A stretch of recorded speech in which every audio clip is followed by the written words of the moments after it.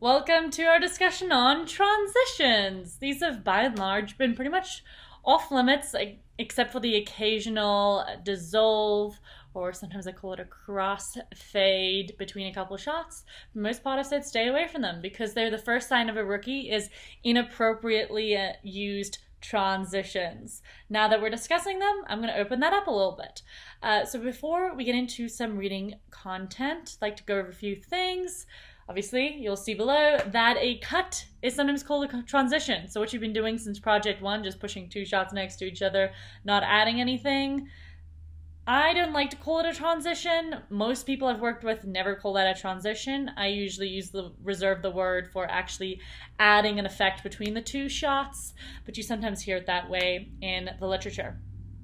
So when I use the word, I'm talking about something that you physically added. So now I'll let you guys play a little more, read on the specific times of when to use different types of transitions. But even though, please use them sparingly.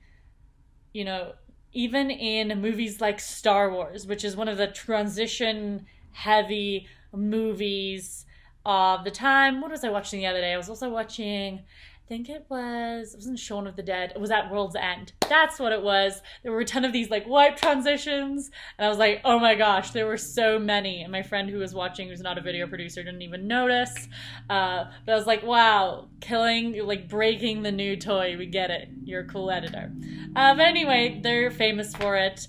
But even then, in that movie, they were still mostly just straight cuts. So when you're using transitions, they're going to be more effective if they are between scene changes to represent some kind of meaning. And I know, I'm well aware of those awesome travel videos where there's all these whips and pans and zooms and crazy things. And it's super cool to actually show you my favorite one later in this week's module. But they're not really good for information retention. They have great, flash and aesthetic value, but use them sparingly. Start with just one or two to grab people's attention.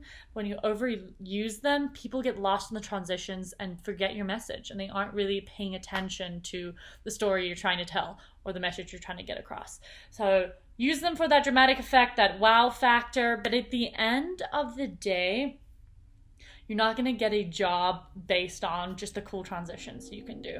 If you're really good at special effects and that's your thing, that's a whole other realm and is way deeper than just adding some whip and zoom transitions onto things. Because if I get a video across my desk and it's just no story with some whip and zoom transitions, I'm like, cool, they know how to download presets, which I talk about later, which is...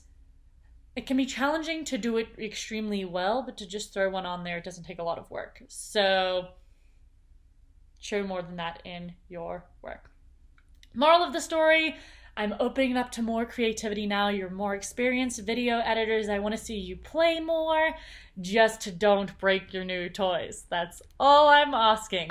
If you have any questions about it or you want me to look at a draft or something like that, you know where to find me. Pop me an email and I can help you out with some things. But without further ado, continue scrolling down and learn more about when and where to use transitions. And final thought, if you are going to be using transitions and starting to play, you don't have to. Don't use the boring, cheesy transitions on Premiere other than the dissolve. Just stay away from them. Don't do all these things. Just don't. You're better than that. Unless your video is supposed to be cheesy, just don't. Most videos aren't supposed to be cheesy, so please. Keep it simple. Dissolves are your best friends, or really do something modern and edgy and cool. Okay, that's all.